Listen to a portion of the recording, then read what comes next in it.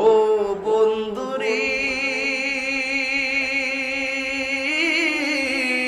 ও দেওবাড়িয়ার বাবারা, ও পানিশ্বরের বাবারা, আমি বুঝাইতে চাইতেছি, একটু তাকায়া দেখেন না সামনের গ্যালারিতে প্রত্যেকটা ছাত্রের মাথার মধ্যে সাদা পাগড়ি আছে না নাই? এই দারাস না সাদা পাগড়িওয়ালা নেই, এই সাদা পাগড়িওয়ালা দারাস না বাবা। এই সাদা পাগড়িওয়ালা দেখেন, এই ছাত্রগুলো যখন গুরুস্থানের পাশ দিয়া যায়, এই ছাত্রগুলো যখন রাস্তা দিয়া হাঁটে, ফেরেশতারা নিজের পাখাগুলো তাদের পায়ের নিচে বিছায়া দেয়। জোরে জোরে কি আল্লাহু আকবার বলা যাবে না?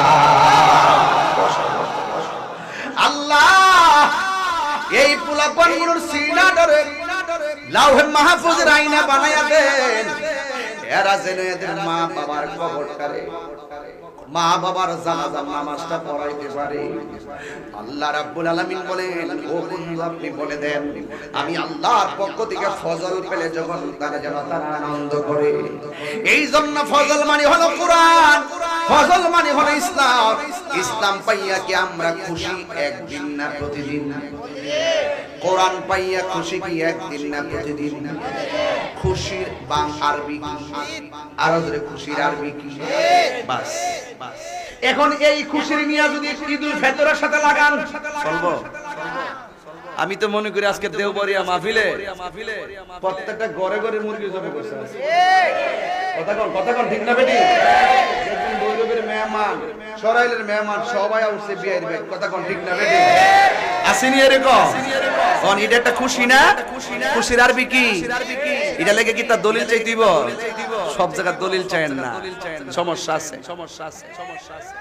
এরপরে আমার আল্লাহ করবো আমি রাহমাতিহি, আমি আল্লাহর পক্ষ থেকে রহমত পেলে আনন্দ করো। এই রহমত মানে হলো অন্য কেউ না, রহমত মানে হলো আমার দয়াল নবী, মায়ার নবী। কথা বলেন ঠিক কিনা? আমার নবীর পাইয়া খুশি কি একদিন না প্রতিদিন? তাইলে আমার পরিষ্কার কথা হলো, নবীরে পাইয়া কোন ইমানদার বেজার হইতে পারে না। যারা মাঝে মাঝে নবীর শুভ আগমনকে ঘিরে বেদাতের ফতোয়া দেয়, আনন্দ মিছিলকে যারা বেদাতের ফতোয়া দেয়, মূলত তাদের ঈমানের মধ্যে গন্ডগোল আছে। কথা বলেন ঠিক কিনা? আছে না? আছে। এই জন্য আমার নবী আপনার নবী। আবার দেখেন কিছু টিকটক মৌলবী আছে, কইতাম নি? কইতাম নি? কিছু টিকটক মৌলবী আছে, আছে না বাজি? আছে। আছে না? আছে। এই টিকটক মৌলবীরা যখন টুকটাক কথা কয়ে সমাজের মানুষের ঈমান ধ্বংস করে, এদেরকে ঠিকঠাক করতে গেলে তাহিরি মতো বক্তার দরকার আছে।